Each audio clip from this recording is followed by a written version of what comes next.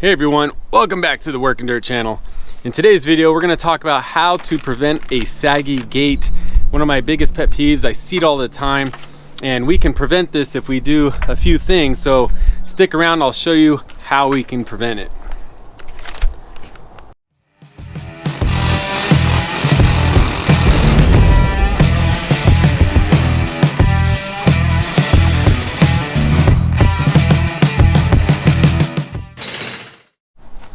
All right, the first item to prevent your gate from sagging is using the correct size post. Now, we're here at this gate where we're on the back side, and you see a 4x4 post and a 4x6 post over there. Well, typically you'll see 4x4 posts on a lot of gates, and that's okay for most cases where the fence is in line with the post. So here's the gate. If the fence is over here, it's okay. Go ahead and you can shoot. Because that'll hold the post back from leaning when you got the weight of the gate on it. But if you don't have the fence in line, then you want to use a 4x6 post on its strong axis in the same plane of the gate. And that's going to prevent a heavy gate from sagging. A 4x6 post is only a couple more dollars, and it offers all the beef you want for most gates up to, like, I wouldn't go beyond like a 5 foot by 6 foot gate, somewhere around there, depending on what wood you use, heavy or light. In this case, we're using redwood.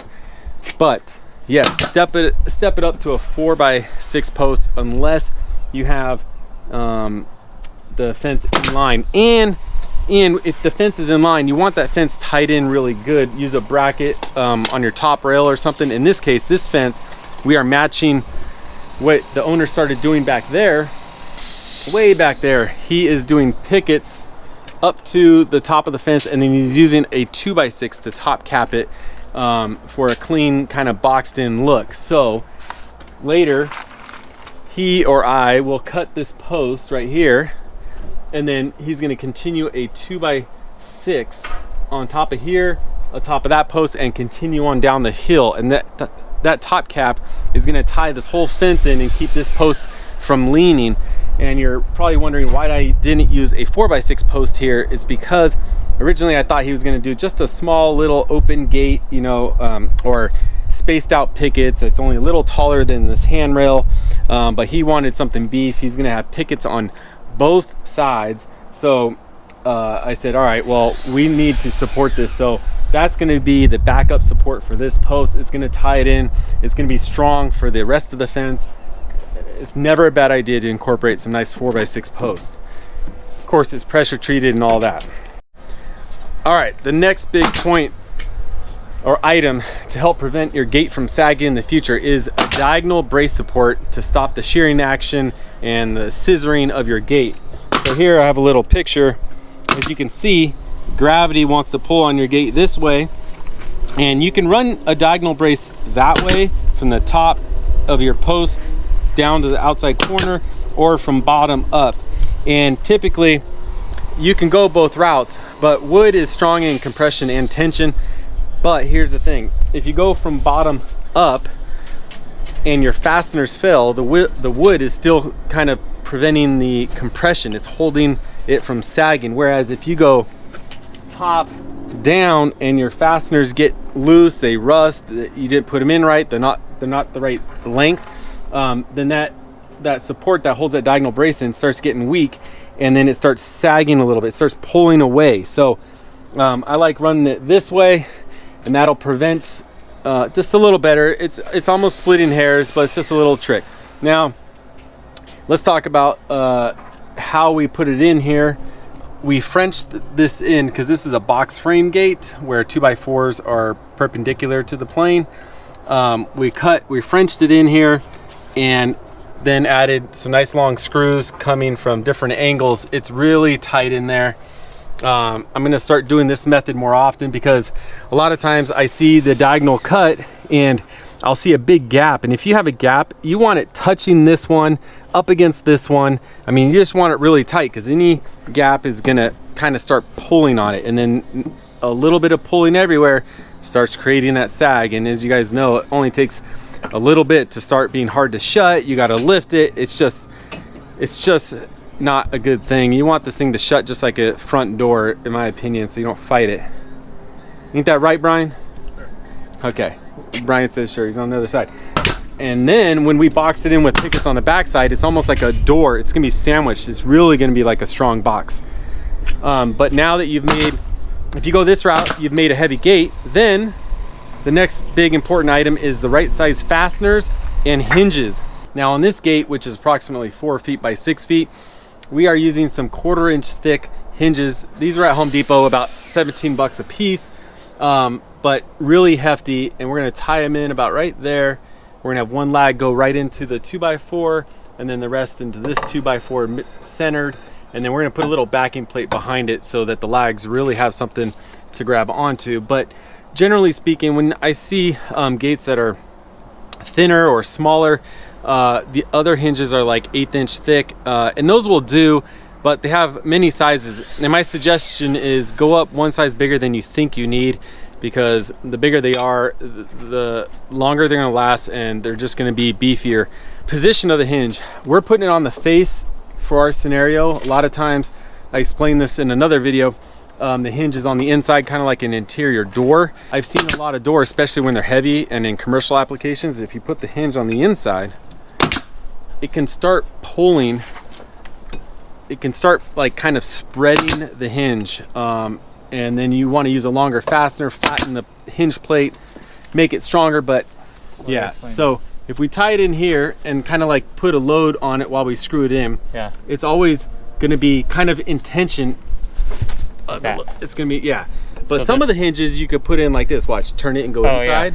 Yeah. Like that. That's actually pulling it away from the correct. 4x4. There you go. Yeah. That's the example I wanted to see. See, it starts pulling it away, and if it's not a 1/4 inch thick, this plate starts bending. Yeah. So I like going on the outside. So yes, this hinge will be on the outside of a picket right here, and it looks fine. It doesn't look bad. Some people like to conceal their hinges, but I go for structural integrity all the time. So you know. Oh, it's good. Yeah.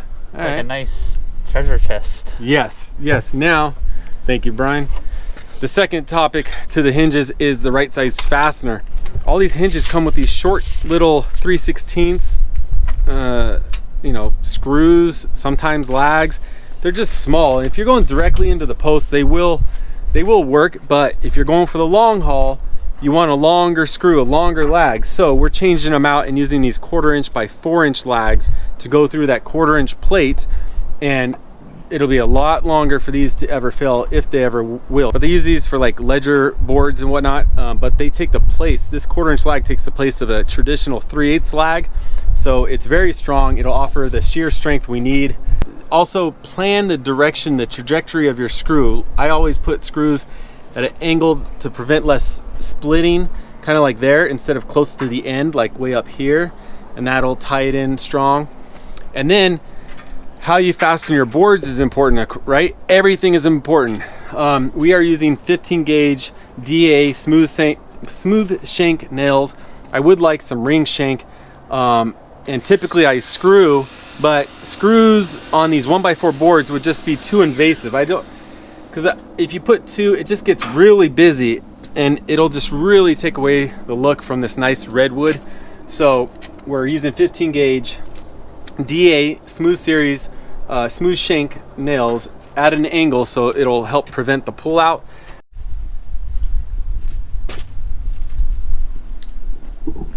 All right, so the gate's finished, except we have to still put a different latch. These are kind of dinky, so we're gonna take that off and actually put this lever that goes on the inside right here, and it goes up and down out here, and you could put a like a lock on the front side, and then we're gonna put a bolt across the back as well, so they can lock it from the back.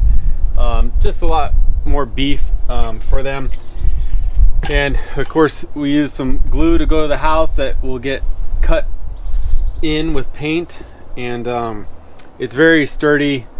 We screwed it to the bottom plate of the house, the sill plate, and then the foundation, and did some smaller screws into the stucco because we weren't on a stud. But this is only a strike plate, so it doesn't need to be as beefy as we made it, but it's not going anywhere. The gate is nice and hefty because, like I said, there's pickets on both sides. Swings really nice. I also like to space my hinges out as far as possible to give it the most support. If you were to put them down here, then you're gonna have more torsion on the bracket. So up here, we're a little better. And then this again is just the first top plate. Then he's gonna continue on down with the fence. And you can even add a little more shear support here. If you were to go from the bottom of that post diagonally to this part, that'll tie it in even better, kind of like makes a little truss system out of it. But this, he's quite happy with it. I am too. It's pretty beef, pretty nice and straight and plainer, because I'd say the biggest issue with gates is making sure they're plain, nice and square, because it's so easy for them to, you know, with wood being cut so fast these days, it's so easy for them to get out of plane. So you want to make sure that wood is seasoned, dry, true, good quality. That thing's better than a front door. Okay, while we're talking about gates here, I want to show you another gate I made here. And I'm telling you, each gate I make is always different, and I try to use, you know, different techniques to serve the application better. But this is the first time I tried this style. And doing this is not box frame, this is like flat framed. I picked the driest, flattest boards I can find, and then I did, you know, a cross bracing, and then it was crucial to install fasteners in the exact location you need them. So in this case, these are like 6-inch long lags right here, and you see my pencil marks. They went down through here, and of course you can see the shear brace is nice and tight up in there. And then here's the hinge side. You have to be very careful where you place your lags so that these can go right down in between. Just another style, but it's working good. And again, I'm true to my word. I'm all about the 4x6s for your fence posts. 6x6s are even better, but you know, it starts getting heavier, costly, bigger hole, all of that. But since the most of the time, the life of a gate, you're going to be in line with the fence, that's the strong axis you need. So you don't really need it going perpendicular, because the gate's not open that much in that direction. This is yet another style. It's gate season. So we use a similar hinges from Home Depot.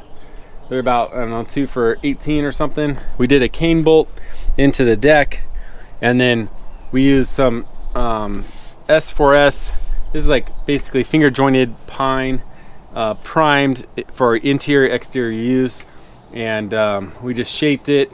We glued and nailed it, and you can see we had an extra piece for the cane bolt, and we sandwiched front and back, and then used the top piece with a little chamfer.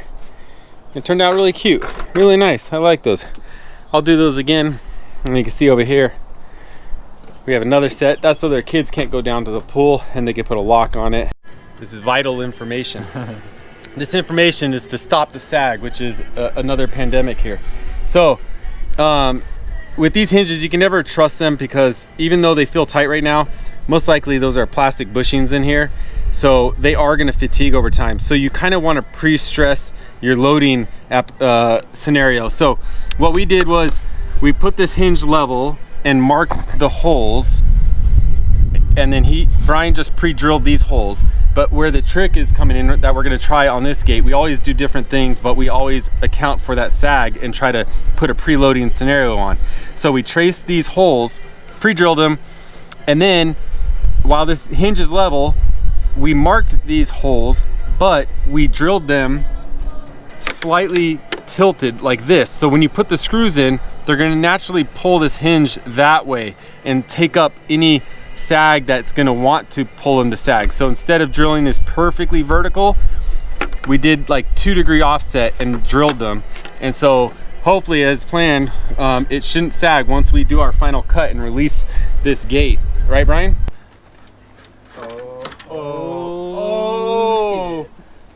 Whoa, those are nice. Dang. That's That's genuine. That's what's up. There. You know, a little working dirt love. Hey, I hear the applause out there. Do you hear the applause? Man, it is loud. Dang it! Hey, Roaring. calm down. All right. First close. First close. You guys are witnessing. There's no edits in this video yet. Oh my God! Look at that. That, you guys. So you know, this wasn't a how-to, but now it is. It was just a we do, but now you can see. That is, and that's a 5-foot gate opening right there. That is sexy. Oh man, I'm gonna sleep good tonight. But I hope you guys like it. If you have questions or comments, leave them in the comment section below. Thank you for watching. And remember, your viewership helps our channel support veterans, trails, and charities each quarter, which reminds me we need to pick some charities out here soon. If you guys have ideas, throw them out there. Working hard to give back. All right. See you at the next one.